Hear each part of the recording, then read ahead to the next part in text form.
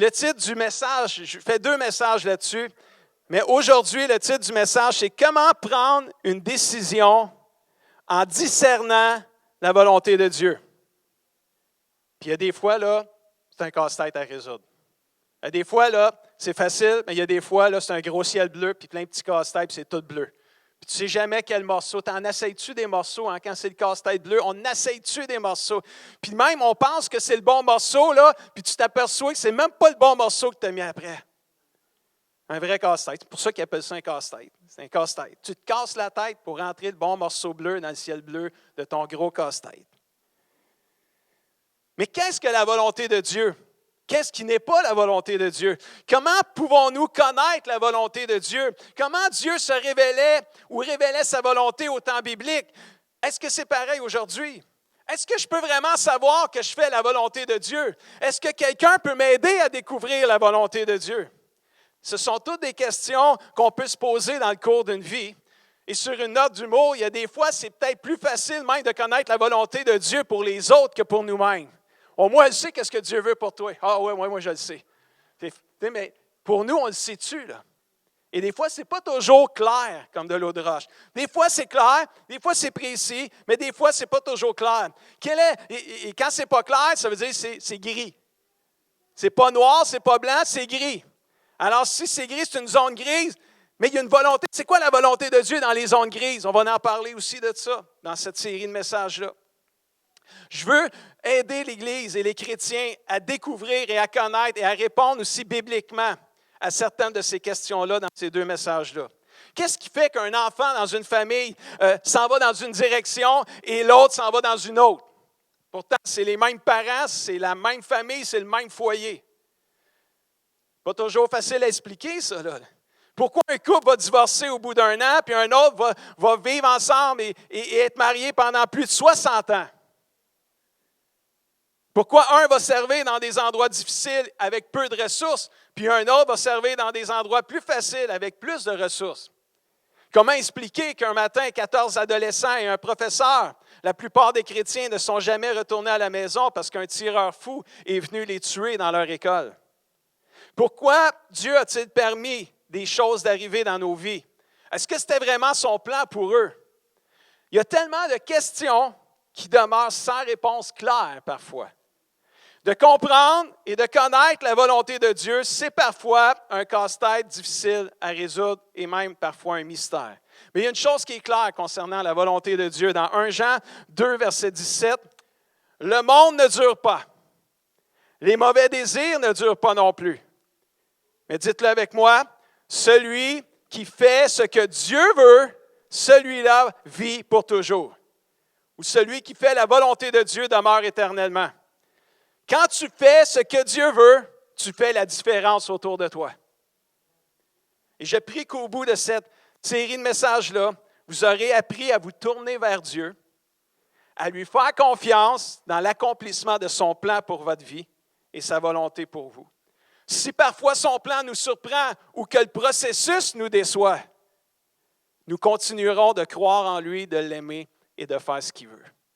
Encourageons-nous ce matin, car si Dieu a permis à une chose d'arriver, c'est qu'il a les ressources pour nous aider à les surmonter.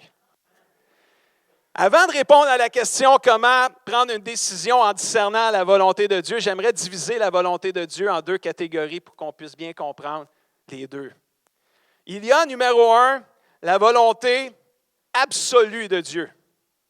Ça veut dire quoi, la volonté absolue de Dieu? Ça veut dire absolument sa volonté. La volonté absolue de Dieu, elle est indiscutable. Il n'y a pas de zone grise, c'est clair. C'est clair comme de l'eau de roche, comme on pourrait dire. C'est irréversible. On ne peut pas se tromper. Exemple, Job 14, versets 1 et 5. « L'être humain né d'une femme. » C'est le fun que ce soit précis comme ça, hein, tu sais. L'être humain né d'une femme vit peu de temps et connaît beaucoup de soucis. Pas personne qui est jeté à terre avec ça un matin. Tu as fixé, c'est Job qui disait ça à Dieu, tu as fixé une limite à l'être humain. Tu as compté le nombre de ses mois et il ne peut pas les dépasser. Nos jours sur terre, mes amis, sont comptés. Je ne sais pas si vous le saviez. Nos jours sont comptés. Quand même, tu dirais, moi, je veux vivre jusqu'à telle année, Si dans le livre de Dieu, ce n'est pas cette année-là, tu vas partir quand ça va être le temps de partir. Parce que la Bible a dit, tes jours sont comptés. Le nombre de tes mois, tu ne peux même pas les dépasser. On a toute une date d'expiration. Les seuls qui ne mourront pas, ce seront ceux qui seront vivants quand Jésus va venir chercher son Église. Mais d'ici là, on peut tous mourir à n'importe quel moment. Ça, c'est une volonté absolue de Dieu. On ne peut pas passer à côté de celle-là.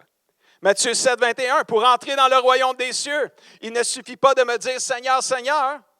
Il faut aussi, dites-le avec moi, faire la volonté de mon Père qui est dans les cieux. C'est pas dire Seigneur, Seigneur, c'est pas bon. C'est juste pas suffisant. Il faut aussi faire la volonté de Dieu. Tu peux dire tes lèvres, Seigneur, Seigneur, j'aime Dieu, je crois en Dieu, mais ce n'est pas suffisant de le dire. Tu dois agir sur ces paroles-là. Tu dois faire la volonté de Dieu. Pour entrer dans le royaume des cieux, il faut naître de nouveau. Il ne faut pas juste croire en Jésus, il faut le recevoir. On connaît tout ça. Il faut croire qu'il est mort sur la croix, qu'il est venu sur la terre, qu'il est ressuscité 3 jours après sa mort, puis qu'il est monté au ciel. Puis aujourd'hui, Jésus n'est pas mort, il est plus vivant que jamais. Et la Bible dit qu'il intercède pour nous auprès du Père, qu'il prie pour nous, qu'il combat pour nous auprès du Père. Quelqu'un dit amen à ça.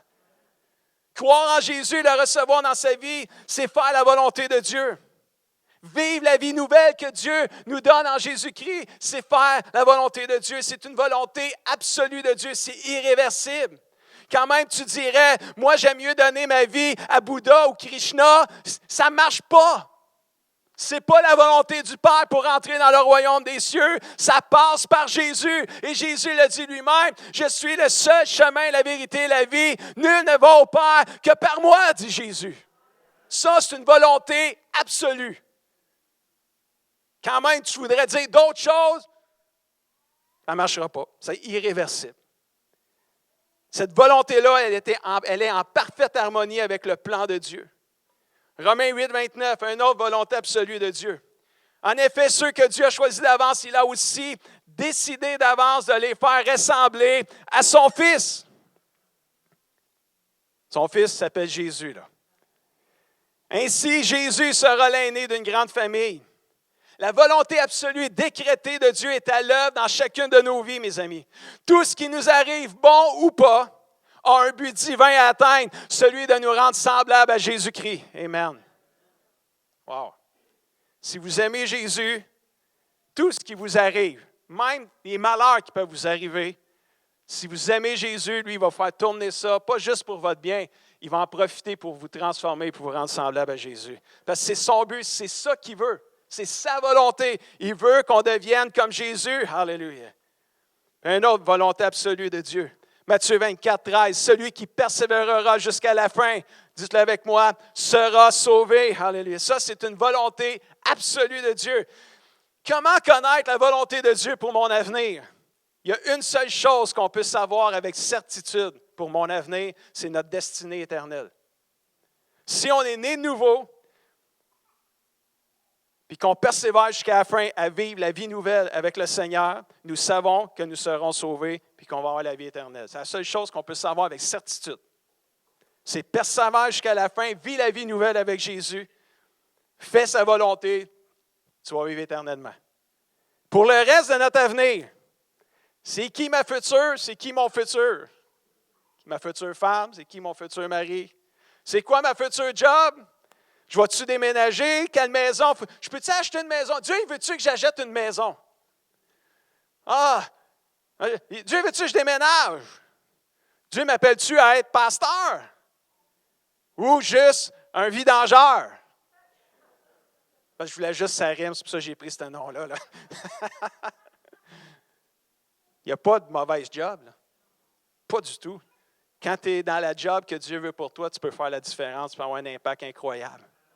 Parce que j'en connais qui ne sont pas dans la bonne chaise, puis c'est difficile. Mais quand on arrive à ces questions-là, c'est quoi tu veux, Seigneur, pour mes enfants? C'est quoi, tu veux-tu qu'on fasse des enfants, Seigneur? Tu veux-tu que... Quand c'est ces questions-là, là, on rentre dans la deuxième catégorie de la volonté de Dieu. Là, on a parlé de la volonté absolue de Dieu. Mais là, cette partie-là, c'est la volonté qu'on pourrait appeler permissive de Dieu. Elle représente ce que Dieu permet d'arriver. On a un exemple classique dans la Bible de cela, c'est l'exemple de Job.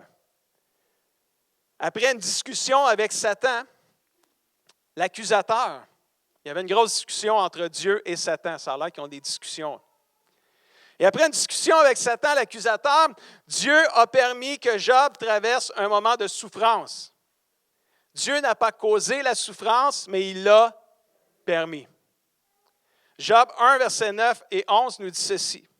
L'accusateur, Satan, a répondu, « Si Job te respecte, parce que Dieu disait à Satan que Job il était un super de bon gars, intègre, fidèle, puis là, l'accusateur qui accuse, puis il essaie de trouver tous les défauts de tout le monde. Alors lui, il dit à Dieu, il dit, écoute, si Job, il te respecte, à ton avis, est-ce que c'est sans raison? C'est sûr qu'il t'aime. Tu le protèges de tout bord, tout côté avec une clôture. Lui, sa famille et tout ce qu'il possède. Tu as béni tout ce qu'il fait. Et ses troupeaux couvrent tout le pays. Il était riche à craquer, c'est ça que ça veut dire. C'est normal qu'il t'aime. As-tu vu toute la grande bénédiction qu'il a? Il est plein, là, jusqu'au couvert. Mais touche un peu à tout ce qu'il possède, puis il va te maudire en pleine face, je suis certain. Ça, c'est la discussion que le diable a eue avec Dieu. Puis, qu'est-ce que Dieu a répondu? Verset 12. Le Seigneur dit à l'accusateur, « OK, d'accord. » Bizarre, ça, là. Tout ce qu'il possède est en ton pouvoir, mais ne touche pas à sa vie. Ne touche pas à sa personne. Discussion terminée, ça n'a pas été long. La Bible dit que l'accusateur s'est éloigné de la présence du Seigneur au cas où il changerait d'idée, il est parti tout de suite. Ça n'a pas été long. Tu vois qu'il n'a pas niaisé avec le PAC, il est parti. Lui, il a entendu « oui, tu peux », il est parti. La seule chose qu'il ne pouvait pas faire, c'était toucher à la vie de Job. Hey, moi j'ai une question, bien, répondez-la pas, je vais juste poser une question tout haut, là. Pourquoi Dieu a-t-il permis cela? Pourtant, Job, là, il était un homme intègre. Là. Les versets, si on avait lu les versets avant, là, vous auriez lu que Dieu voyait Job comme un homme intègre, fidèle, qui craignait Dieu, qui respectait Dieu, qui était extraordinaire, là, qui était un témoignage, qui était vivant, qui aimait le Seigneur vraiment, là, qui était une inspiration. Il faisait la différence, lui-là.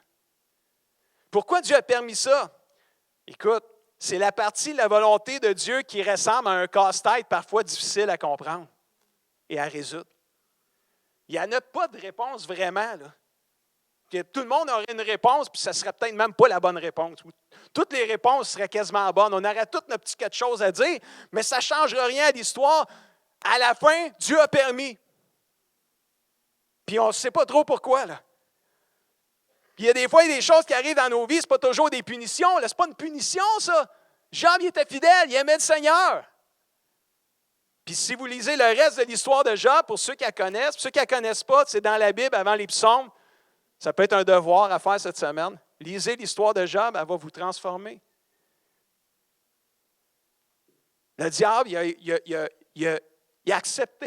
Quand Dieu a dit, d'accord, touche à tout ce qu'il possède, sauf sa vie, bien, ça n'a pas été long.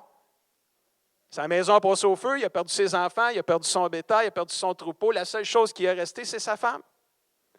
Puis ça n'a pas été facile. Fait que, c'est quand vous lisez l'histoire, là. Mais il ne restait pas grand-chose. Il est tombé malade, il a fait toutes sortes d'affaires. Même, à un moment donné, Job, il était tellement souffrant qu'il a dit à Dieu, pourquoi tu me fais vivre tout ça? Tu aurais dû pas me faire naître tant qu'à y être, là, pour vivre un enfer comme ça, une souffrance terrible. C'est épouvantable quand on lit l'histoire de Job. On voit quand même à la fin de l'épreuve de Job, on voit que Job a vécu des choses merveilleuses au travers de tout ça. Il est resté fidèle à Dieu. Il n'a pas abandonné le Seigneur, même si des fois c'était difficile. Il était tanné de souffrir.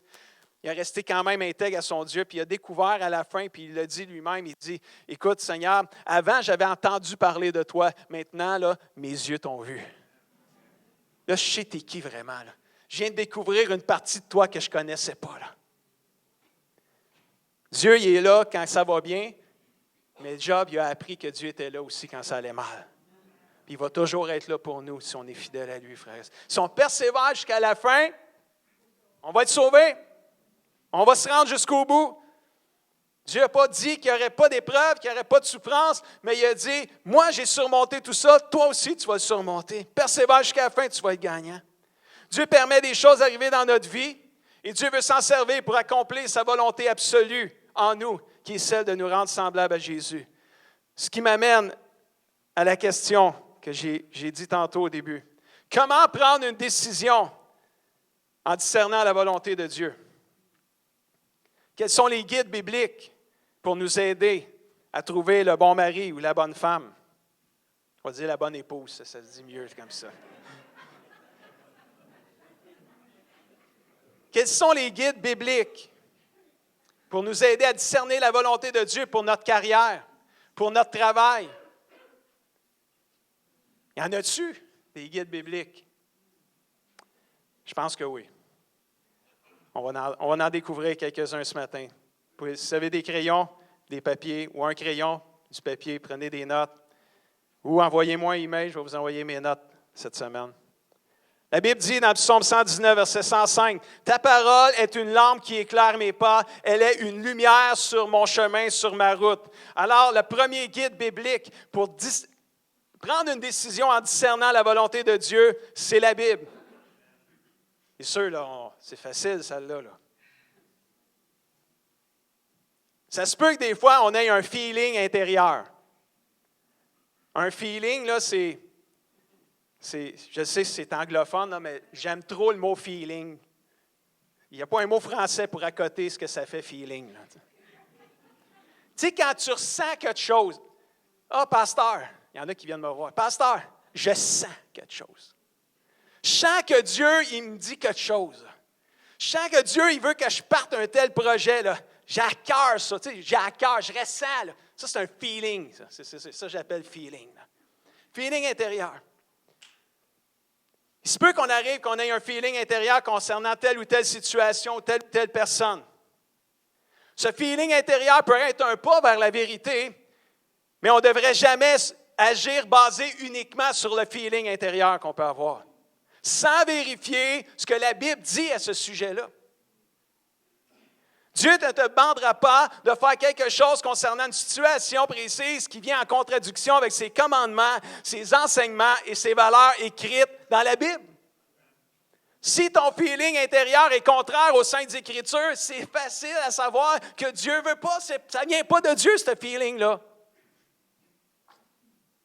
Si tu ressens dans ton cœur qu'il faut faire quelque chose, exemple pour les enfants, on va prendre cet exemple-là, vu qu'ils sont tous en bas, ça va bien.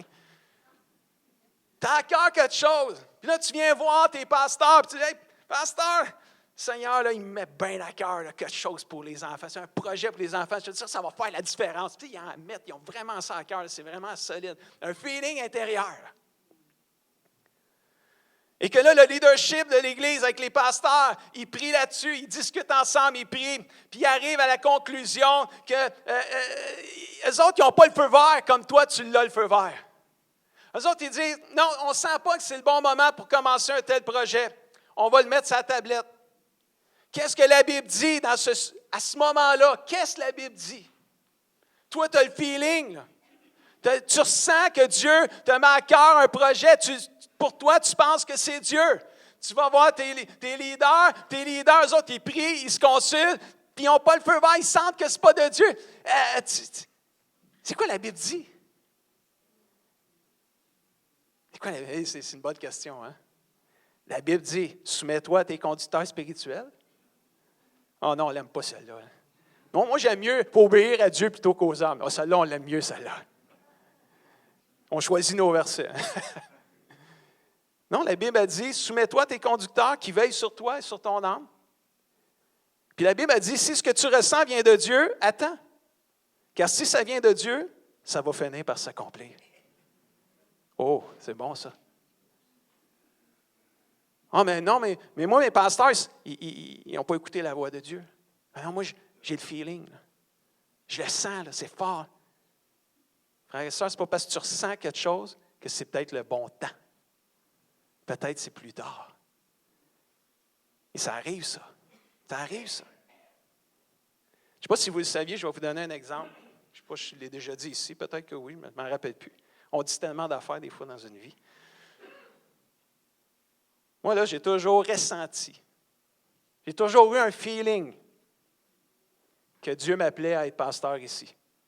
Depuis que je suis petit. Depuis que j'ai 15 ans. Depuis que je suis appelé à être un pasteur, j'ai toujours eu ce feeling-là. Je l'appelle de même parce que c'est comme ça. J'ai toujours cru, ressenti dans mon cœur que Dieu m'appelait ici. Puis à un moment donné, dans le début des années 2000, il cherchait un pasteur ici. Puis moi, j'étais au Nouveau-Brunswick dans ce temps-là. Puis j'étais à cœur ouvert avec vous autres parce que de toute façon, ça n'a pas marché. Mais là, j'avais un sentiment que c'était « Ah, la porte vient de s'ouvrir. Seigneur, ce que je ressentais depuis que j'étais haut de main, c'est là. Now is the time. Woohoo! » Fait que, qu'est-ce que tu fais dans ce temps-là? Il cherche un pasteur. Bien, tu prends le téléphone puis tu donnes ton CV. Tu dis « Moi, je suis intéressé. » Ben, je sens, Dieu me l'a. Tu sais, c'est comme, je sens Dieu. C'est le temps, c'est le moment. Puis là, tu arrives, il était là, le bureau dans ce temps-là. Fait que tu rencontres l'équipe, les pasteurs, puis là, tu es sûr, tu sais, c'est écrit en lettres carrées dans le ciel, c'est le temps pour Guy. En tout cas, dans mon ciel, à moi, c'était écrit. Puis là, tu te dis, c'est sûr, là, tu sais, regarde, j'ai grandi dans l'Église, je suis parti au Nouveau-Brunswick, Dieu est allé me former, déformer pour être vraiment l'homme de Dieu pour ici. C'était le temps, là. Puis là, on rencontre, on fait l'entrevue, puis tout le kit. Puis là, tu reçois une lettre pour dire, on a prié, on a jeûné, on s'est consulté, puis on a décidé qu'on va prendre quelqu'un d'autre. Ben, c'était écrit un peu de même, là. Ah ben là. Bon, je ne vous dirai pas ma première réaction, ça ne vaut pas la peine. J'ai juste dit, j'ai parlé à Dieu, j'ai dit bien des affaires. Puis là, j'ai dit, non, pour moi, ils n'ont pas écouté comme il faut. Là. Ils sont déconnectés. Pour arriver finalement à la fin, ça c'était mon émotion humaine qui a parlé, puis après ça, j'ai dit, Seigneur, ben écoute, peut-être que mon feeling, peut-être que tu ne veux pas que je sois pasteur ici. C'est ça qui en est déduit, là, moi. Parce que si Dieu veut, ça va marcher. Si Dieu ne veut pas, ça ne marchera pas. Là, ça n'a pas marché. OK, Seigneur, mais allez ailleurs. Ça veut dire que tu veux que j'y aille ailleurs. Parce qu'il voulait que je sois pasteur, ça c'était clair, je l'étais déjà au Nouveau-Brunswick. C'est juste moi, j'avais à cœur ma ville, j'avais à cœur mon église, puis c'était fort. Peut-être que c'est juste un sentiment, j'ai juste à cœur, c'est normal, tu as à cœur ta place, tu connais tous les recoins de la ville, tu connais tout, c'est facile. Là, peut-être que Dieu, ce n'est pas ça qu'il voulait, mais en tout cas, en 2000, il ne voulait pas.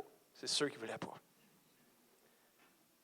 Parce que Dieu, là, quand c'est sa volonté, là, je crois là, qu'il dispose le cœur des gens qui prennent des décisions favorablement à sa volonté.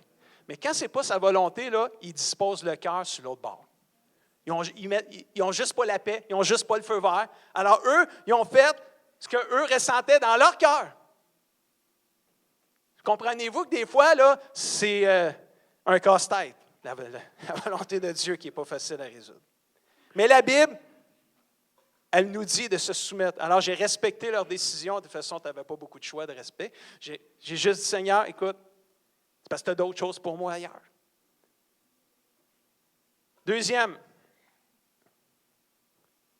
la prière. C'est un guide biblique pour savoir la volonté de Dieu. Moi, quand je pense à connaître la volonté de Dieu pour un projet ou une décision, je pense tout de suite à Néhémie dans la Bible. Parce que Néhémie, il travaillait dans un pays loin de Jérusalem.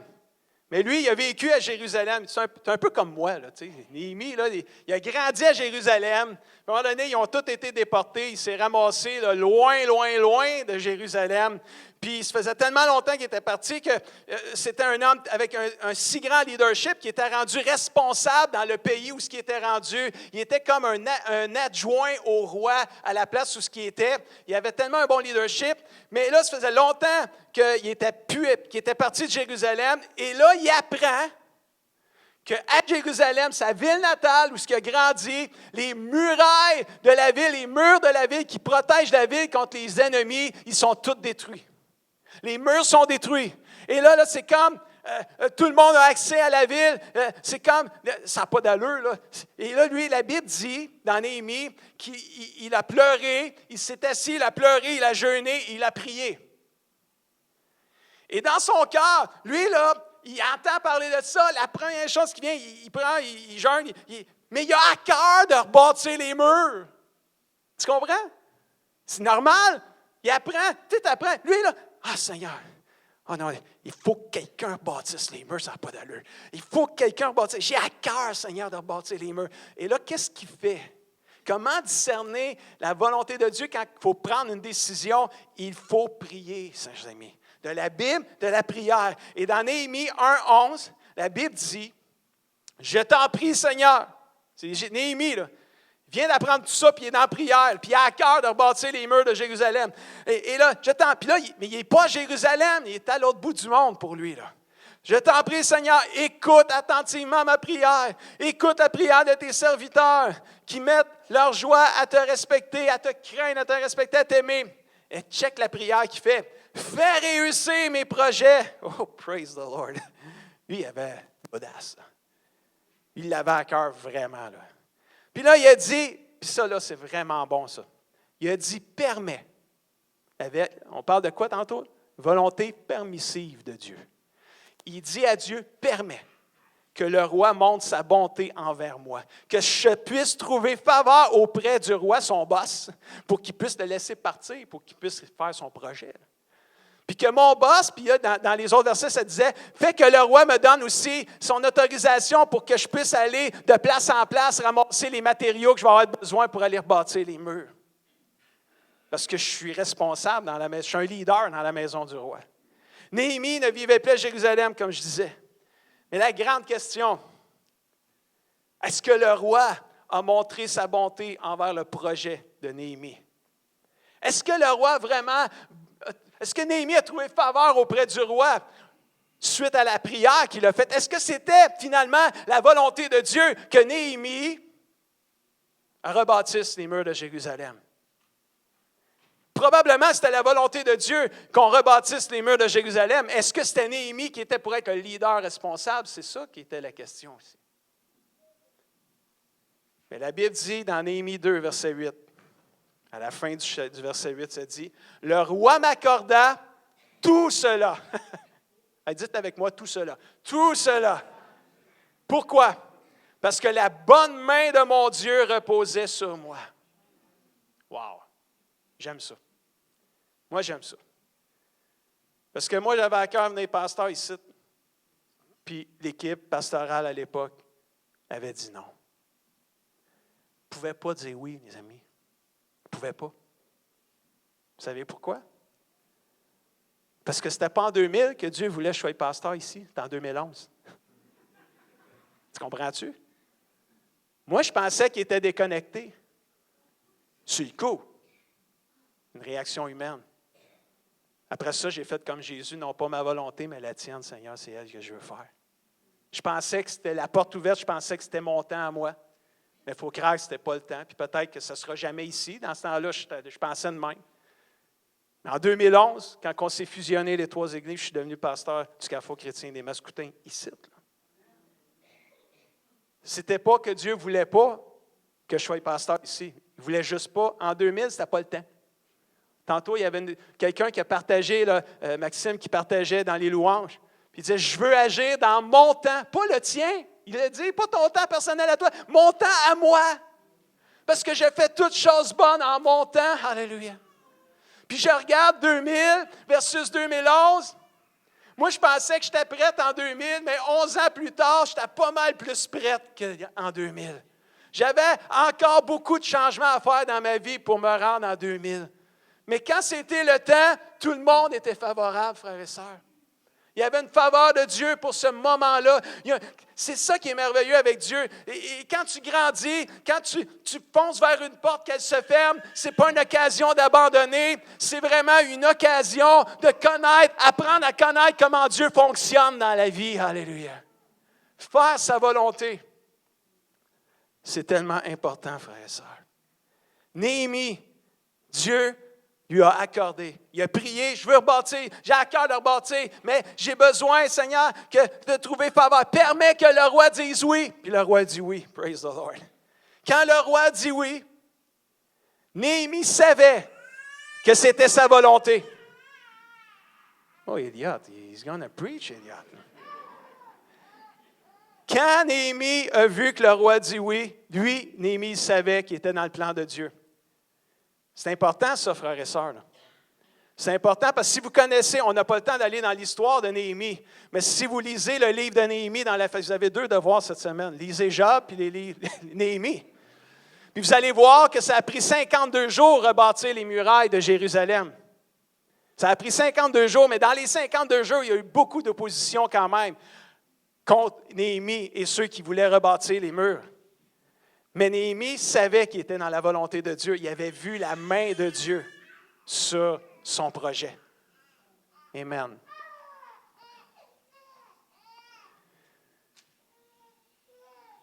Ça, c'est la prière. La Bible, la prière, Acte 16, 6, un 3e guide biblique pour savoir prendre une décision selon la volonté de Dieu. C'est Paul qui s'en allait prêcher. Ayant été empêché par le Saint-Esprit, quand même spécial, hein? Empêché, pas par le diable, par le Saint-Esprit, d'annoncer la parole dans l'Asie. Ils, c'est Paul et ses amis qui prêchaient, ils traversèrent la Phrygie et le pays de Galatie. C'est-à-dire que ça n'a pas marché. Là. Ils ont essayé d'aller prêcher, ça ne marchait pas. Fait qu'ils ont continué leur chemin. Là, ils sont arrivés près de Mysie au verset 7. Ils se disposaient à entrer dans Bithynie. Mais l'Esprit de Jésus ne leur permit pas. Hey, 2 fois, ce n'est pas le diable, c'est l'Esprit de Dieu. Là, ils ont franchi la Mysie, ils sont arrivés à Troas. Pendant la nuit, ils se sont couchés, ils étaient fatigués. Fait que pendant la nuit, Paul a eu une vision. Il a eu un rêve. Un Macédonien lui apparut et lui fit cette prière dans son rêve. Il rêvait. Puis le Macédonien dit, passe en Macédoine, secours-nous. Mais c'est un rêve, là.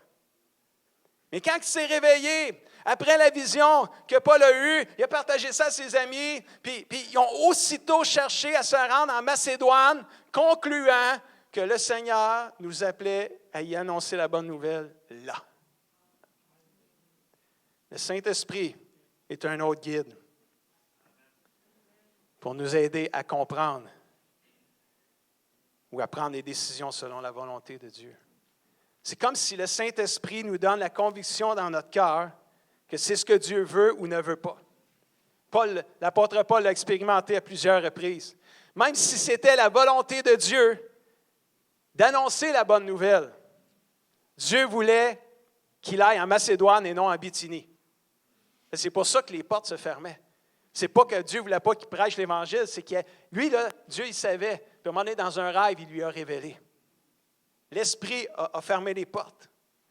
C'est pour ça, moi, je crois qu'en 2000, quand j'ai fait mon entrevue ici, ce n'est pas le diable qui a fermé les portes, c'est l'Esprit de Dieu qui n'a pas permis à ce moment-là. Parce que son plan, c'était 2011. Ici, l'Esprit de Dieu a dit non à Paul, parce que ce n'était pas en Asie, il fallait qu'il y aille. C'était en Macédoine. Puis là, il y en a qui me regardent et qui disent, pasteur, je suis tout mêlé un matin. Je comprends. C'est donc bien compliqué, la volonté de Dieu. La volonté de Dieu, mes amis, parfois, c'est un casse-tête. Je ne dis pas ça pour rire. C'est la vérité. C'est la vérité. C'est pas toujours facile. C'est facile pour aller au ciel, il faut que tu naisses de nouveau. Puis tu vives la vie nouvelle. Ça là est facile. C'est clair. Si quelqu'un te fait mal, il faut que tu y pardonnes. Ça aussi. La vengeance, non, tu ne peux pas te venger. C'est clair, ça. On le sait, c'est facile, ça. Mais les décisions qui vont faire la différence dans nos vies, des fois, ces petites décisions-là, tu sais, c'est pas écrit dans la Bible, là, moi, là, que je vais être un pasteur à Saint-Hyacinthe. C'est pas écrit dans la Bible. Si ça pouvait être écrit, ça serait le fun. On n'aurait pas à se casser la tête. Mais ce n'est pas vraiment qu'on se casse la tête, c'est juste qu'on apprend à dépendre de Dieu. Vu que ce n'est pas si clair que ça nous amène à ne pas dépendre de nous-mêmes. On n'a pas le choix de dépendre du Seigneur, mes amis, puis de l'Esprit, puis de la Bible, puis de la prière. Il y a une autre chose aussi, un autre guide biblique. Il m'en reste 2. Peut-être 3. Proverbe 12, verset 15. Les gens stupides. Ils en écrivent des choses dans la Bible quand même. Hein? Les gens stupides croient toujours qu'ils agissent bien. Et boy, on va faire attention à ce qu'on va dire après la réunion. Mais les sages écoutent les conseils. Psaume 19, 13. Tout le monde fait des erreurs sans le savoir. Ça, c'est un classique. Pardonne-moi les fautes qui m'ont échappé. Ça arrive à tout le monde, ça. Parce qu'on va faire des erreurs souvent parce qu'on n'est pas sage. Qu'est-ce qu'ils font les sages? Ils écoutent les conseils. Un guide biblique pour discerner la volonté de Dieu, le conseil des autres. Demande à quelqu'un, demande à des gens qui ont une bonne maturité spirituelle s'ils connaissent des principes bibliques qui appuient la décision que tu veux prendre ou ce qu'ils peuvent penser que Dieu dit à ce sujet-là. Il y en a des frères et sœurs, des fois, sont plus matures, ils comprennent mieux Dieu parce qu'ils ont vécu des expériences. Ils peuvent nous conseiller, pas nous dire, pas nous manipuler, mais nous guider, nous diriger, nous conseiller. N'ayons pas peur de chercher conseil auprès des gens d'expérience. On pourrait éviter des erreurs en apprenant de celles des autres. Amen. Wow. Un jour, j'ai été confronté avant là, d'arriver ici, je suis devenu pasteur au Nouveau-Brunswick. Est-ce que Dieu voulait que je sois pasteur? Ça, à ce temps-là, en 98, là, je le savais. C'était clair, là, je faisais assez longtemps, depuis l'âge de 15 ans que je sais que Dieu m'appelle, mais rendu à 31 ans, là, je savais vraiment que Dieu m'appelait à être pasteur. J'ai fait mon collège biblique, j'ai tout fait. Ça a pris 15 ans, mais je le savais qu'il voulait. Mais là, quand j'ai eu l'opportunité, à 15 ans, t'attends, là. Là, tu as une opportunité. Là. Tu te fais appeler. Il y a une église de disponible. Toi, tu penses que c'est Saint-Hyacinthe et tu rêves. Là, tu sais. Non, c'est Nouveau-Brunswick. Hein? Nouveau-Brunswick? Il y a des églises francophones au Nouveau-Brunswick? Je ne parle pas anglais, moi, là. Non, des églises francophones. Ah oui? Oui, c'est une petite église d'à peu près 35-40 personnes, gros max. Ah, juste ça? Moi, je suis habitué à Saint-Hyacinthe. On était beaucoup de monde à Saint-Hyacinthe. Et écoute, la jeunesse était plus grande que l'Église au Nouveau-Brunswick. Fait que Et là, tu te dis, est-ce que Dieu veut que je sois pasteur? Oui. Au Nouveau-Brunswick, dans une petite église, à l'autre bout du monde, de 35 personnes? Elle ne sait pas. Elle ne sait pas. Comment on va faire pour le savoir? Comment on va faire pour le savoir? Ben, on va prier. On va demander au Saint-Esprit. On va demander des conseils. Parce que peut-être quelqu'un qui connaît cette église-là, avant d'aller dans cette église-là, peut-être pourrait demander des conseils. C'est une bonne affaire, selon toi. Est-ce que tu penses que ce serait une bonne chose que j'y aille à cette église-là comme premier pastorat, pas d'expérience, 31 ans, j'ai l'air de 18? Parce que c'est ça que j'avais l'air selon ce que le monde me disait. Mes frères et sœurs, j'ai fait ça. J'étais allé chercher des conseils. Des conseils. Pas un conseil, des conseils. J'allais voir une personne qui était dans la région, un pasteur dans la région, là-bas, que je connaissais. « Hey, j'ai reçu un offre, il cherche un pasteur. Qu'est-ce que tu en penses? » Il dit « Guy, il dit, je t'aime assez. Là. » Il dit « Moi, si j'étais toi, là. Non. » Un gros non, là. En majuscule, il dit « Va même pas voir, présente-toi pas là, tu vas scraper ta vie. » Il n'a pas dit ça de même, là, mais ça voulait dire ça pourrait mal finir parce que tous les pasteurs qui ont passé dans cette église-là, ils ont presque tout mal fini. C'est historique, là. Pas inventé de quoi, là. Ouais, je vais appeler un autre, je vais appeler mon pasteur. Au moins, mon pasteur, peut-être qu'il connaît des choses, puis la sagesse des autres. Appelle mon pasteur. Et là, il dit, t'as-tu appelé quelqu'un d'autre? Ouais, j'ai appelé un tel, lui aussi, il connaissait, puis il t'a dit quoi? Ouais, il dit, touche pas à ça. Fait que, là, mon pasteur, il dit, ben tu vois, là, touche pas à ça. Puis là, j'ai pensé, jamais 203, je vais y aller pour une troisième, là, tu sais, on va trouver un troisième personnage à quelque part, tu sais, qui va venir au moins confirmer. Ben, je suis allé à un pasteur que je connaissais qui n'était pas dans l'affaire. Qui ne connaissait rien de cette église-là, là-bas, qui ne savait rien. Puis là, je ne dirai pas ce que les autres m'ont dit, je ne veux pas l'influencer non plus. Fait que j'y parle, j'ai dit, qu'est-ce que tu en penses? Là, il me pose la question, puis il dit, Ils ont dit quoi, les autres? Ah, ouais. Ben, ils m'ont dit, touche pas à ça. Fait que, mais il dit, tu sais, des fois, là, il dit, ça fait pas mal d'aller rencontrer les gens, d'aller voir, de prier, puis peut-être que tu vas avoir ta réponse après, puis les conseils des 2 premiers, peut-être qu'ils vont se confirmer, là.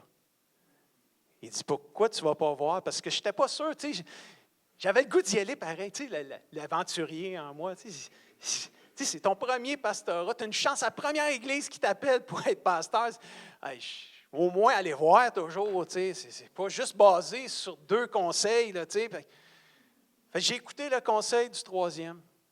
Avec Lynn, on avait prié, on avait la paix d'aller voir. Mais tu sais, on était sur la grosse défensive, là, c'est sûr. Là. Mes frères et sœurs, vous savez, j'ai été pasteur dans cette église-là. C'était 6 années extraordinaires de ma vie. J'ai parti dans le ministère loin de tout le monde. Toute ma famille, toutes mes connaissances. Il y avait juste mes enfants qui étaient avec moi là-bas. C'était 6 belles années pour moi, Nouveau-Brunswick, où ce que j'ai pu apprendre le pastorat, où ce que j'ai pu grandir, où ce que Dieu était juste en train de me faire vivre des moments. C'était 6 années de paix et de bonheur dans cette église-là qui avait vécu plein de divisions, puis de chicanes, puis de conflits avec ses pasteurs dans le passé. Ils ne duraient pas plus que 3 ans, les pasteurs, j'en ai fait 6. Puis je suis parti parce que je croyais que Dieu m'appelait à revenir au Québec parce que je serais peut-être encore là-bas. Il ne voulait pas qu'on s'en aille. Frères et sœurs, chercher conseil, parfois peut nous aider à prendre des décisions pour Dieu. Pas juste 1, pas juste 2, des fois 3, c'est une bonne chose. Mais les gens stupides, c'est quoi ça dit le verset là? Les gens stupides croient toujours qu'ils agissent bien, mais les sages écoutent les conseils. Autre chose, que la paix du Christ dirige vos cœurs. Dieu vous a appelé à cette paix pour former un seul corps. Dites-lui toujours merci. Un autre guide biblique, la paix intérieure. C'est comme si cette paix intérieure-là vient agir comme un arbitre dans notre cœur. Cette paix intérieure demeure même devant les obstacles, les risques et les dangers. C'est comme si Dieu nous disait, je suis dans l'affaire, fais-moi confiance, tu vas être plus qu'un vainqueur, tu vas réussir parce que je suis là, tu fais ma volonté, tu es dans ma volonté. Quand on a accepté le pastorat au Nouveau-Brunswick, ils nous ont tous dit, « T'es-tu sûr? Pourquoi tu as dit oui? » Mais écoute, on a rencontré l'équipe là-bas, on a jasé, on a prié, on a la paix intérieure, on sent que c'est ça que Dieu veut, on sent le feeling. On a-tu des feelings comme chrétiens? Mais on sentait quand même, c'est quand même une réalité, on est des êtres émotionnels. C'est normal qu'on ait des feelings. C'est juste qu'il faut qu'ils s'enlignent avec le plan de Dieu. C'est juste ça qui est important. Il ne faut pas baser nos feelings, nos décisions sur nos feelings, mais sur le plan de Dieu à la fin. On avait un feu vert. Mais quand je suis devenu pasteur à Saint-Hyacinthe, c'était pire qu'au Nouveau-Brunswick. C'était pire les encouragements que j'ai eus ici quand que hein, pasteur à Saint-Hyacinthe, Guy, tu devrais le savoir, tu viens de là. Tous les pasteurs qui ont passé là, c'est le cimetière des pasteurs à Saint-Hyacinthe. T'es le prochain, ça Alice, mon homme. Puis là, vous riez fort, là, je trouve. Mais c'est la triste réalité que je suis en train de vous dire là. Je dis la triste réalité. Il y a des gens qui m'ont dit ça ici. Puis à l'extérieur aussi, qui ne viennent plus ici, qui me l'ont dit. Tu sais, tu commences le pastorat, puis tu te fais dire ça. Ça frappe. T'es mieux de le savoir que tu es dans la volonté de Dieu. Moi, je savais que j'étais dans la volonté de Dieu. Puis je le savais qu'en principe, j'en ai vu des pasteurs, c'était difficile ici.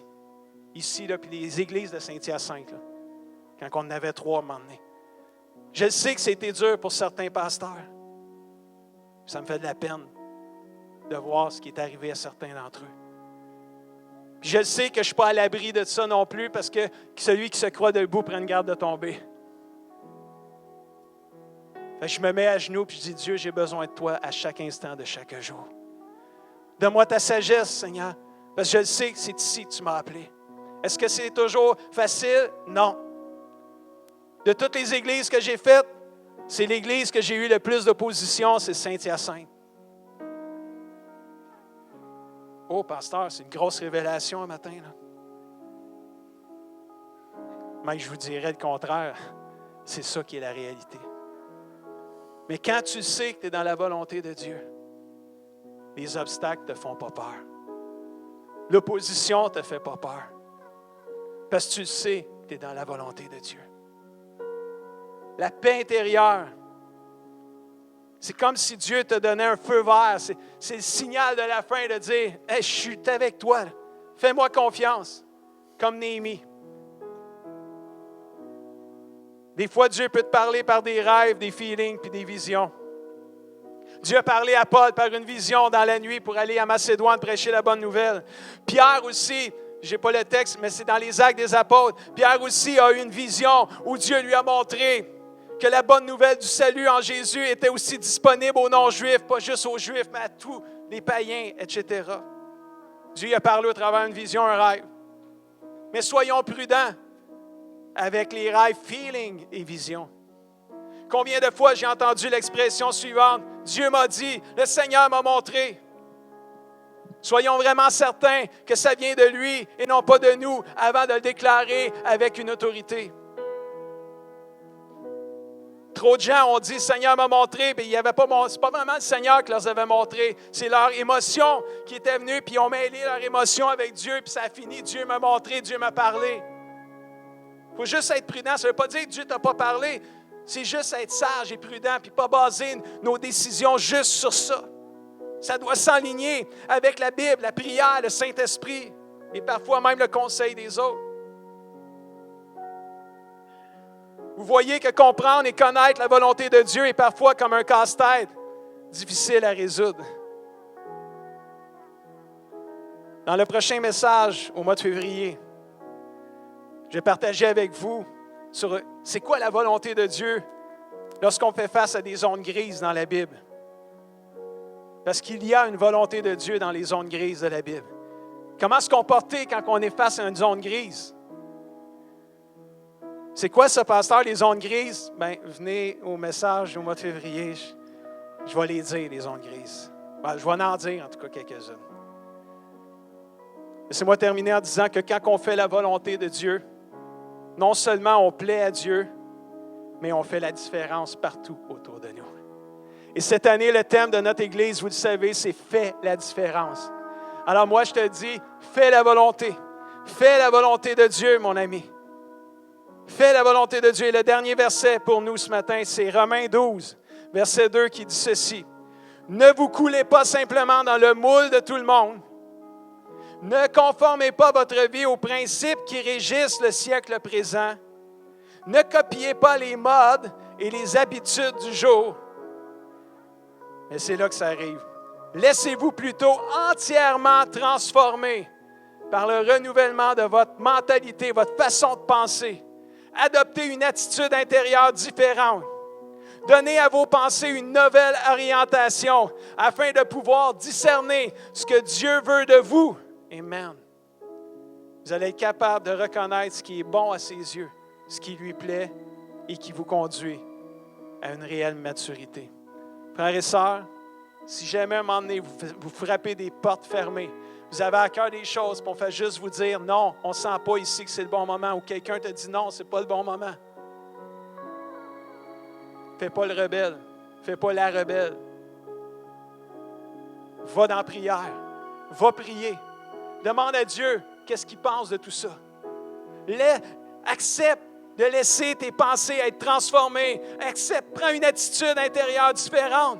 Donne à tes pensées une nouvelle orientation pour pouvoir mieux comprendre. Toutes les fois que Dieu a fermé des portes dans ma vie, ça a toutes été des occasions où j'ai appris à connaître Dieu, à découvrir Dieu d'une façon que je ne le connaissais pas. Je pensais que les portes fermées, c'est parce qu'il ne m'aimait pas. Aujourd'hui, je me rends compte, ce n'est pas parce qu'il ne m'aimait pas, il m'aimait beaucoup. Connaître la volonté de Dieu est parfois un grand casse-tête difficile à résoudre. Mais tous les casse-têtes finissent par se faire. Tous les casse-têtes finissent par se faire. Même la volonté de Dieu pour nos vies. Ce qui compte à la fin de tout, c'est d'être capable de dire comme Jésus, avant qu'il soit crucifié. Jésus, il a dit à son Dieu, il a dit Papa, il a dit Père, ça serait super le fun. Ça, je le dis en québécois, là. Ça serait super le fun que je passe à côté de la souffrance de la croix. Ça serait vraiment extraordinaire, Papa, que tu me fasses passer à côté de ça, là. Parce que je vois ça arriver, puis je sens que ça va être difficile, là. J'aimerais vraiment ça, passer à côté de la croix, Jésus. Pas Jésus, mais Papa. C'est Jésus qui dit ça. Puis il n'a pas laissé le temps au Père de parler. Jésus a continué, puis il a dit, non pas ma volonté, Père, mais la tienne. Me voici. Fais ce que tu veux. On va chanter ça en terminant. Le chant qu'on a chanté tantôt à la fin. Fais ce que tu veux de ma vie. Puis quand tu vas vers quelque chose, la porte se ferme, remets-toi à genoux. Comme j'ai fait plus qu'une fois dans ma vie. Et dis, Seigneur, pour ma volonté, la tienne. Fais ce que tu veux de ma vie. Combien de fois j'ai pleuré en lui disant ça? Fais ce que tu veux de ma vie. Mais quand tu le fais honnêtement, il fait ce qu'il veut de ma vie. Mais c'est juste, il faut que j'y laisse. Il faut que je le laisse conduire. Il faut que je change de bord dans le char. Il faut que je lâche le volant. Il faut que j'y laisse. Ça, là, c'est dur, ça. On se lève ensemble. Non pas ma volonté, Père, mais la tienne.